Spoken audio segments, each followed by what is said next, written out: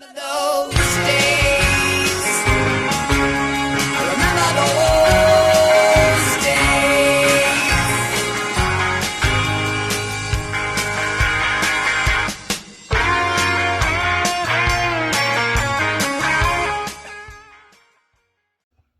Hello, vinyl community. This is Tommy, and welcome to another musical adventure. Today's adventure is a response to the CD Junkie Stephen Schnee put out a request of what he calls the Holy Trinity of albums. Now, here are the rules. They're quite simple, I think.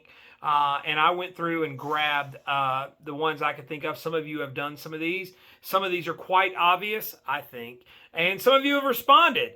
If you haven't gone over, I'm going to put his link to his video, his original video, down in the description down there, so you can go to it. If you haven't gone to his channel and checked it out, I'm sure you have.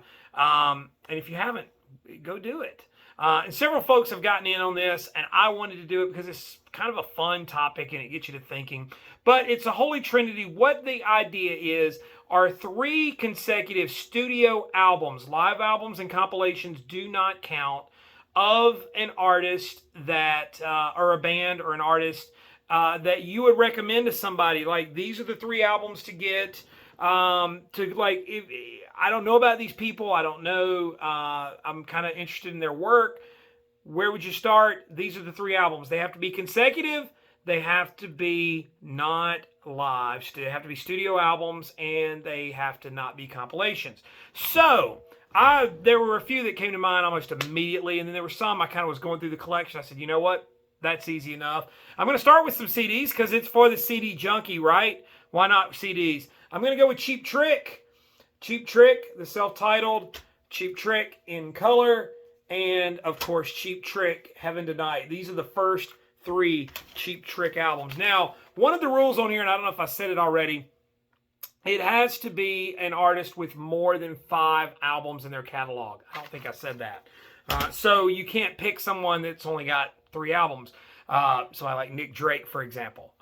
So not that those albums aren't great, but there's only 3. So anyway, so I'm going to go through these pretty quickly because I don't want this video to go on forever. But these are all artists that I'm a big fan of. These are artists I like. I've talked about quite a few of these on earlier videos on my channel. Hey, are you subscribed to my channel? If not, what are you waiting on? Subscribe. I'll let you do it right now. Hey, thanks. Thanks for subscribing. And you guys know, if you comment, I try to respond to you guys. So let's get started without further ado. The Cheap Trick, CD Junkie, Stephen Schnee, thanks. We are going to look at some Holy Trinity 3 albums from some of my favorites. We're going to start with Frank Zappa. And Zappa has a huge and varied catalog. This is Overnight Sensation. And the next one was Apostrophe. Now, those are the 2 big commercial albums. So, I mean, if you know any hits by Frank Zappa, they're likely to be on those albums. And then, of course, One Size Fits All completed mine. This is probably my favorite Zappa record, period. But I think that if you get those 3, you kind of get a feel for Zappa. The next one, to me, was kind of obvious. Fleetwood Mac. I'm going to go with the self-titled 75. I know the Peter Green fans are going to start roasting me for this. But, you know, Fleetwood Mac, we're talking about the Fleetwood Mac people know. Rumors, the next album. Of course, this is when Stevie Nicks, Lindsey Buckingham got in the band, kind of changed the sound. They went from being less of a blues-based band to more pop. And then Tusk. This is a weird album. It's strange. They didn't really do anything else like this in their catalog. People are very divided about Tusk. But to me, that run of albums, those 3 are great. Todd Rundgren, another artist I'm a big fan of. This is The Ballad of Todd Rundgren. Now, Todd, his catalog is varied, and there's a lot of different stuff there. But for a run of 3, Something Anything, which most people would say is sort of his masterpiece, his great album. And then finishing off with A Wizard of True Star. I love, if you go from Runt, The Ballad of Todd Rundgren, to this, you're going to get some crazy ideas because Wizard of True Star is a wild album. Crazy. REM, I'm going to start with Green, 1988. It was their first album for Warner Brothers. And I know all the old REM fans are going to go, oh my gosh, like what about any of the IRS stuff? Out of Time and Automatic for the People. All three of these were big commercially. They were big albums, but I think that you could go to those three and they kind of sum up the REM sound. Now, as Steven said, these aren't necessarily my favorite albums by these artists. It's just the run of 3 albums, 3 consecutive albums. The next group I want to show is Thin Lizzy. Fighting is where I'm going to start. Now, Thin Lizzy has about a 5 or 6 album run. You could probably go anywhere in there and come up with a great trinity. Jailbreak, of course, the biggest one commercially, the most hits. Most people in the States know this album quite well, but it is a solid album. And I finished out my trilogy with Johnny the Fox. You could start with Jailbreak and go through Bad Reputation. You could go start with Nightlife and end with Jailbreak. Those are great records. The next one was kind of fun for me. I really kind of thought about this one, and I thought, well, it is a trio. So I love how this one starts and how it ends. But I went with The Who, and we're talking studio albums. The Who Sell Out, which is a favorite, but you kind of get that early singles base too. Now it's probably not as much maximum R&B as the early stuff. But then the next studio album would have been Tommy, which is the rock opera. Game Changer, probably their biggest album in terms of just familiarity. I mean, it kind of broke them to a wide audience. And then the next studio album after Tommy was Who's Next, one of the great rock albums of all time.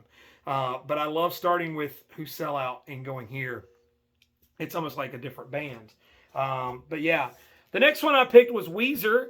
And I did the first 3 albums. Weezer's been around a long time. They're still around, still making music. This is the first album, self-titled, produced by Rick Ocasek. The follow-up to that was Pinkerton, which a lot of people, to this day, it's an album that you can read about it, but people love this album. But this came out in 96. And was largely ignored in 96. And then the Green Album that came out in 2001, again produced by Rick Ocasek. But I think if you really want to understand Weezer's sound, I think those are a great place to go, the first 3. Now the next group I picked was Pink Floyd. Now here's another one that's kind of like Thin Lizzy. You can probably slide around in these, but I'm going to start with my favorite Pink Floyd album, Metal. This is my favorite Pink Floyd record, plain and simple. But you kind of get a little bit of a bridge from the early sort of psychedelic Pink Floyd into the later, more commercial Pink Floyd. Of course, this album that's celebrating its 50th year, Dark Side of the Moon, probably the most well-known, best-selling Pink Floyd album ever, and Wish You Were Here, the follow-up to Dark Side of the Moon. Now, I like Wish You Were Here. I think it's a nice, warm album. It's probably even a little more inviting than say, Dark Side of the Moon. But it's a cool record. The next one, you guys be the judge. Comment down there. Let me know, because I might be going out on a limb. I mean, Schnee was sort of like in the rules on this solo group. And I was talking with my friend Sam St. John, talking about Tom Petty. You got Tom Petty and the Heartbreakers, the consecutive stuff. Call me out for cheating on this one, but I'm going to show these 3 records. You probably guessed. Michael Nesmith. Of course, this is Michael Nesmith in the First National Band, the first album that he did after leaving the Monkees, Magnetic South. This album is a landmark country rock album. Of course, the follow-up to that was Loose Salute. And again, First National Band. And then the final and third album in the trilogy was Nevada Fighter, Red, White, and Blue. They all came out within a year and a half of each other. Now, again, some may argue, well, there were only 3 First National Band albums, and then after that. But I mean, this is a different personnel than was on the first album. I count them as Michael Nesmith records. So the purist may get on to me and say, well, there's only 3 of these albums, but I count them as Michael Nesmith solo. Call me a cheater. The next group is ELO. Again, this is another one of those sliding scale kind of things. I picked these 3. I started with Face the Music, and then I went with New World Record, and Out of the Blue. Out of the Blue, probably the most successful ELO album, double album, kind of put them on the map. You could have started here and ended with Discovery. I think that would be a good pick. But, I mean, again, we're recommending this to people. If you don't know these groups and you want to start somewhere with 3 albums, this is where I'm telling you to go. I think this is an open and shut case. Bob Dylan bringing it all back home. Highway 61 revisited. And Blonde on Blonde. I think Glenn Kellaway did this one.